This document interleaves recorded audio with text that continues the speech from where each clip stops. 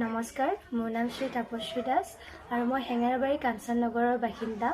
মই গোপালপুৰ চৰকাৰী উচ্চতৰ মাধ্যমিক বিদ্যালয়ৰ পৰা হাইস্কুল শিক্ষান্ত পৰীক্ষাত 4টা বিষয়ত লেটাৰসহ ষ্টাৰ মাৰ্ক লৈ উত্তীৰ্ণ হৈছোঁ। তোমাৰ এই সফলতাত কাঞ্চন নগৰবাসী আমি উৎফুল্লিত, আমি গৌৰৱ অনুভৱ কৰিছোঁ, তোমাক অভিনন্দন জনাইছোঁ। ধন্যবাদ। এতিয়া তুমি কি ভাবিছা, কি পঢ়িবা? মই আৰ্টছ পঢ়িম বুলি ভাবিছোঁ। ক'ত পঢ়িবা? মই যিখন স্কুলৰ পৰা পাছ কৰিছোঁ, গোপালপুৰ চৰকাৰী উচ্চতৰ মাধ্যমিক বিদ্যালয়, নহ'লে বা Handique girls college, B Barooah, Cotton, এইকেইখনত এপ্লাই কৰিম বুলি ভাবিছোঁ। আমি দেখি আহিছোঁ তুমি যথেষ্ট কষ্ট কৰা, কেতিয়াবা স্কুলৰ পৰা খোজকাঢ়ি অহা যোৱা কৰা। তোমাৰ ঘৰৰ পৰা স্কুলৰ দূৰত্বটো কিমান তুমি অনুভৱ কৰানে? ঘৰৰ পৰা স্কুললৈ মই যিহেতু মোক দেউতাই থ'বলৈ যায়, তেতিয়া সোনকালে যাই পাওঁ, কিন্তু যেতিয়া আহোঁতে আমি খোজকাঢ়ি আহোঁ তেতিয়া আধা ঘণ্টা 45 মিনিট লাগে। এনে কেই কিলোমিটাৰমান হ'ব আনুমানিক?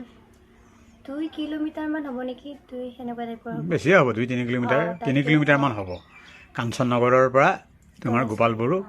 তাৰমানে 3 কিলোমিটাৰ। তোমাক দেখোৱেই প্ৰায় ৰ'দে বতাহে তুমি আহা। তোমাৰ এই কষ্টকৰ জাৰ্ণিটোত, যাত্ৰাটোত এগৰাকী আমি মহিলাক দেখোঁ লগত। কোননো তেওঁ? তেওঁ মোৰ মা। কি নাম মাৰ? মাৰ নাম শ্ৰী দীপাৱস্যা দাস। খুব ধুনীয়া এগৰাকী মহিলা তোমালোকৰ লগত ঘামি জামি স্কুলৰ পৰা আহে ন, হয়নে? আৰু তুমিতো পঢ়া শুনাৰ উপৰিও গীত, নৃত্য সকলোতে আছা, সেইবোৰতো তোমালোকক লৈ যায়। গতিকে মাও লৈ যায় আৰু কেতিয়াবা আমাক দেউতাও থ'বলৈ যায়। দেউতাই বেছি সময় পোৱা নাছিলে, কিন্তু হ'লেও দেউতাৰ সহায়তো আমি সিন্দিলৈকে আহিব পাৰিছোঁ, কাৰণ দেউতাই কেতিয়াবালৈ থৈ আহে, নহ'লে বা আমাৰ অহা যোৱাত বহুতো অসুবিধা হ'ল হয়। এতিয়া তুমি তোমাৰ এই কৃতকাৰ্যতাৰ বাবে মা আৰু দেউতা দুয়োৰে নাম ল'বা। হয়, কাৰণ অকল মা দেউতা বুলি নহয়, ইয়াতে মোৰ শিক্ষাগুৰুসকল আছে যোনে মোক গাইড কৰিছে স্কুলত, আৰু পৰিয়াল মোৰ গোটেইখিনি দাদা, ভণ্টি, মা, দেউতা, তেওঁলোকে মোক ছাপোৰ্ট কৰিছে। মেধাৱী ছাত্ৰীয়ে নহয়, তুমি এগৰাকী প্ৰতিভাৱান শিল্পীও, উদীয়মান। তুমি ধুনীয়া গান গোৱা, ধুনীয়া নাচা, তোমাৰ মাজত বহুত প্ৰতিভা আছে। তুমি ভাল খেলিবও পাৰা। তুমি জিমনাষ্টিকৰ পৰা আৰম্ভ কৰি কাৰাটেলৈকে খেলিছিলা আমাৰ চকুৰ আগতেই, নহয় জানো? হয়। গতিকে এতিয়া তুমি এটা গীত শুনাবা নেকি আমাক? অঁ, নিশ্চয়। মই দীপালী বৰঠাকুৰ বাইদেউৰ এটি গীত গাইছোঁ।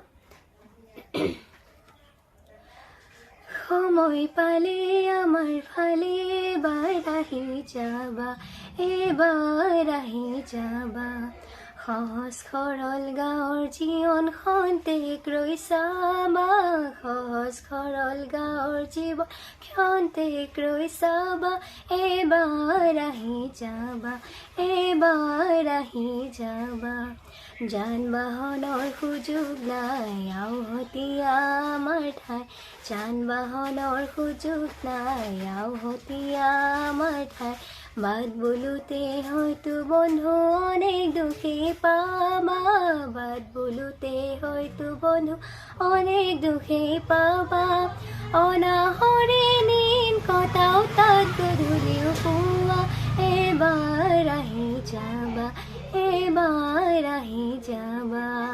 ধন্যবাদ। খুব ভাল লাগিল, খুব ভাল লাগিল। ধুনীয়া কণ্ঠ তোমাৰ। কণ্ঠই তোমাৰ এক্সপ্ৰেশ্যন বৰ ধুনীয়া, পৰিৱেশন শৈলী বৰ মনোমোহা। গতিকে তুমি ভৱিষ্যতে মানে প্ৰফেচনেলি কি হোৱাৰ সপোন দেখিছা? মোৰ প্ৰফেচনেলি মই ভাবিছোঁ যে আমি যিহেতু নিম্নবিত্ত লোকৰ মানুহ, আৰু আমাৰ এই পাহাৰত বহুতো বিভিন্ন ধৰণৰ জনগোষ্ঠী বাস কৰে, আৰু ইয়াৰে ল'ৰা ছোৱালীসকলৰ বিভিন্ন প্ৰতিভা আছে, আৰু লোকসকলৰ যিটো লোক সংস্কৃতি, আৰু মই তাৰ গোটেইখিনি বস্তু আৰু সৰু ল'ৰা ছোৱালীবিলাকৰ প্ৰতিভা উলিয়াই আনি কেনে আমাৰ যাতে ঠাইখন যাতে মানুহৰ মাজত চিনাকি কৰাই দিব বুলি বিচাৰোঁ।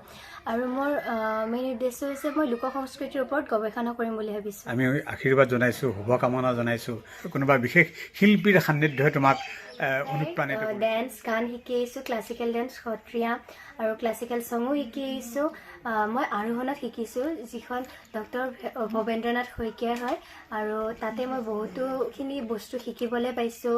আৰু মলয়া মেম, তাৰপিছত নিত্যানন্দ ছাৰ, মলয়া মেম মানে মলয়া গোস্বামী মেম, তেখেতৰ পৰা মই বহুতখিনি শিকিবলৈ পাইছোঁ। কি শিকাইছে তেখেতে? তেখেতে মোৰ যেতিয়া আমি ড্ৰামা মই শিকিছিলোঁ। তুমি ড্ৰামাও কৰা নেকি?